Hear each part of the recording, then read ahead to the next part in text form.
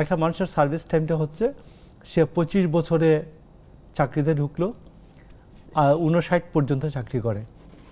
তো এই মাতৃত্বকালীন যে গর্ভকালীন বিষয়টা, এটা আমাদের দেশে 22 থেকে 40-এর পরে তো আর নাই। 22 থেকে 40 এভারেজ হাইয়েস্ট। 18 থেকে 40 ধরেন না। আচ্ছা, আমি কর্মজীবী নারীর বিষয়ে ধরলাম। তো সেই ক্ষেত্রে আপনি এর পরে যে আমার আরও 19 বছর আছে, 40-এর পরে যে আরও 19 বছর আছে, অর্ধেকের বেশি সময়, ওইটার সম্বন্ধে বক্তব্যটা কি? ব্রেস্ট ফিডিং কর্নার কি এখন বাংলাদেশে নাই?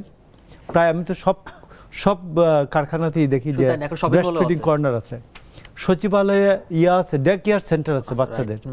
তো এটা নতুন কি জিনিস?